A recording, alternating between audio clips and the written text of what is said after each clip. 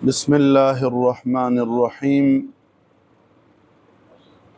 تفسیر قرآن کے حوالے سے سورہ فاتحہ کا آغاز کرتے ہیں۔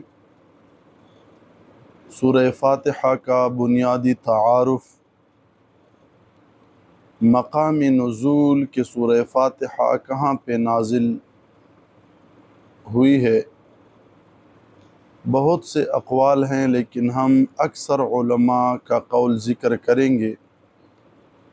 تفسیر خازن نے لکھا ہے، اکثر علماء کے نزدیک سورہ فاتحہ مکہ مکرمہ میں نازل ہوئی ہے۔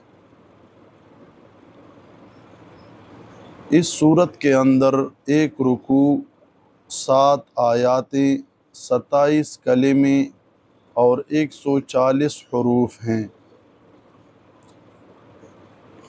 سورہ فاتحہ کے بنیادی مضامین، یعنی کن کن مضامین کا مضمون کا ذکر ہے سورہ فاتحہ میں، ویسے تو اجمالی طور پر اس سورت میں بے شمار چیزوں کا ذکر ہے، جس کی طرف الاتقان فی علوم القرآن نے لکھا ہے۔ امیر المؤمنین حضرت علی المرتضیٰ کرم اللہ وجہہ الکریم فرماتے ہیں، اگر میں چاہوں تو سورہ فاتحہ کی تفسیر سے 70 اونٹ بھروا دوں، یعنی اتنے صفحات میں سورہ فاتحہ کی تفسیر میں لکھ دوں گا کہ 70 اونٹ بھی اس کو نہیں اٹھا سکتے۔ یہ تو اجمالی طور پر مضامین یقیناً ہیں اس میں، لیکن جو ظاہراً تفصیلی مضامین ہمیں نظر آ رہی ہیں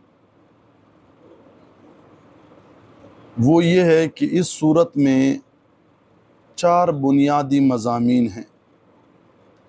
سب سے پہلا مضمون اس صورت میں اللہ تعالیٰ کی حمد و ثنا کا بیان ہے۔ دوسرا مضمون اللہ تعالیٰ کے رب ہونے، اس کے رحمان و رحیم ہونے، نیز مخلوق کے مرنے کے بعد دوبارہ زندہ کیے جانے اور قیامت کے دن ان کے اعمال کی جزا ملنے کا ذکر ہے، یعنی جسے ہم بعض بعد الموت کہتے ہیں، حساب و کتاب کہتے ہیں، مرنے کے بعد دوبارہ اٹھنا اور حساب و کتاب، اس کا ذکر ہے۔ تیسری بنیادی تعلیم جو ہے، صرف اللہ تعالیٰ کے عبادت کا مستحق ہونے اور اس کے حقیقی مددگار ہونے کا تذکرہ ہے کہ بھئی ذاتی مددگار وہی ہے اور کوئی مددگار ذاتی نہیں ہے، اور انشاءاللہ اس صفات پہ جب ہم تفسیر میں جائیں گے تو اس چیز کی وضاحت کریں گے کہ حقیقی اور ذاتی مددگار ہونے کا کیا مطلب ہے۔ چوتھی چیز جو ہے وہ دعا کے آداب کا بیان ہے، اور اللہ تعالیٰ سے دین حق اور صراط مستقیم کی طرف ہدایت ملنے، نیک لوگوں کے حال سے موافقت اور گمراہ لوگوں سے اجتناب کی دعا مانگنے کی تعلیم دی ہے۔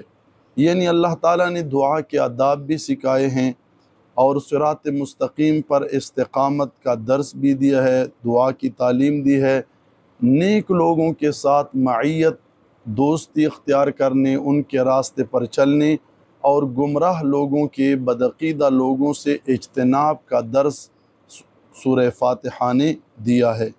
تو یہ انشاءاللہ 4 مضامین بنیادی طور پر ہوئے۔ ان 4 مضامین پر پھر انشاءاللہ ہم تفسیر کے دوران جب ہم اگلے درس میں ترجمہ شروع کریں گے تو انشاءاللہ اس پہ ہم پھر بیان تفصیل سے کریں گے۔ اللہ تعالیٰ عمل کی توفیق عطا فرمائے۔